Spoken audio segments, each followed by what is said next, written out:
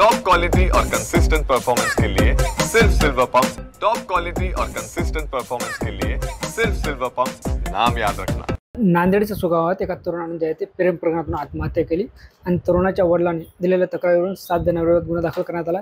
अर्थात नितीनचे तरुण आपल्या सोबत आहेत। काका काय सांगाल, नेमकी सगळी घटना काय झाली?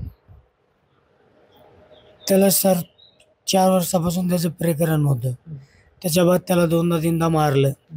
आम्ही समजून सांगलं, त्याने बी मारलं, धमक्या दिल्या, आम्ही मारतो, खतम करतो, असं करतो, पुऱ्या घरबाराला खतम करतो, असं 2दा 3दा त्यानं धमक्या दिल्या।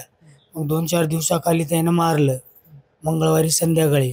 तर गावाच्या पाठीपासून घरापासून मारीत आणलं। त्याच्यामध्ये गावातले काही 7-8 जण होते, त्या गावचे काही होते, तू गावचे, सगळ्यांना मारीत इतरू काढलं।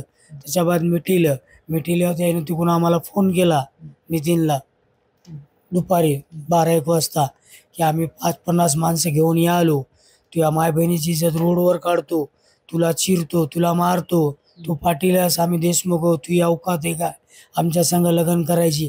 आम्ही वाळू माफी आहो, आम्ही वाळूच्या पैशावर तुला दाबतो, तुला नाही तर तुझ्या घरबाराला ट्रक खाली घालतो, असं फूस काय बोलले ते आम्हाला। त्याच्यानंतर ते सकाळी तर त्यानं पुरानं फाशीच घेतली सर।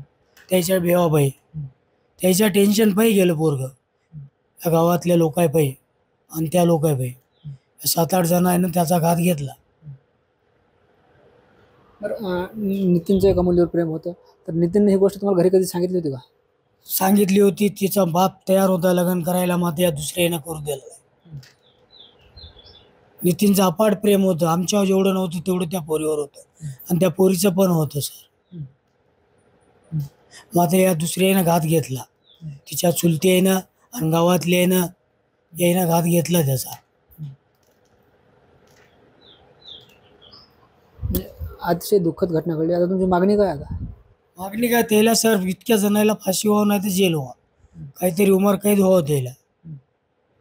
मोह लेकरू तर गेलं, मग त्याला काही ना काहीतरी सजा व्हावं,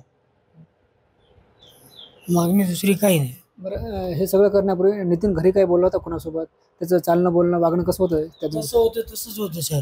फक्त भिवू लागला मधातून, मला म्हणला की आता मग काही खरं नाही आणि माझ्यावर लय तपलेत, मला कवा मारतील काही सांगाय ना, मला ट्रक खाली घालतो म्हणायचं, असं करतो म्हणाले, तसं करतो। त्याला गावातून सुद्धा बोलू लागले लोक आणि बाहेर गावचे सुद्धा लोक त्याला बोलू लागले। त्यानं त्या टेन्शनमध्ये सकाळी येतो म्हणल्याबरोबर त्यानं कांड केलं सर। 9 वाजता येतो म्हणले की त्यानं 8 वाजता फाशी घेतली। नितीनची बहीण आपल्यासोबत आहे, नितीन काय सांगशील? तुझा भैया नितीन तुला काय बोलायचं काय सगळ्या गोष्टीबद्दल?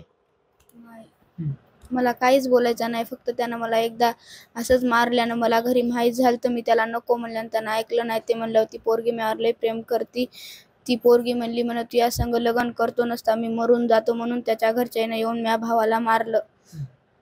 ती पोरगी त्या पोरीला मोठ्या घरचे आलते म्हणत, ती पोरगी त्याला म्हणली म्हण है की नाही मी लग्न करतो तो त्याच्या संगच करतो नसता मी मरून जातो। मग तिचा ते चुलता म्हणला म्हण हो करू ता, त्याला विचार, म्या पोरीला विचारतो त्याला देतो म्हणला म्हणून मागून म्या भावाला विचारलंय कुठं हस तू घर कुठं? मी यायलो सोयरिकीला।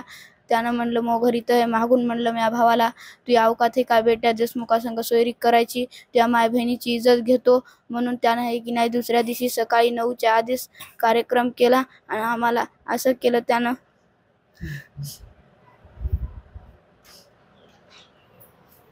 काय तुझा भैया गेलाय, मागणी काय आता तुझी? त्याला फाशी तरी व्हावं नसता, त्याला हुडकून त्याला मारून टाकावं, माझ्या भावाचा बदला घ्यावा पोलीसवाल्यानं तरी। हे नितीनचे बहीण होते, तिच्या भावाच्या आठवणी सांगताना तिचे डोळे पाणावले। नितीनचे वडील आपल्यासोबत होते। आरोपींना फाशी झाली पाहिजे अशी त्यांची मागणी आहे। ज्ञानेश्वर लोंढे, TVN मराठी, सुगाव, नांदेड।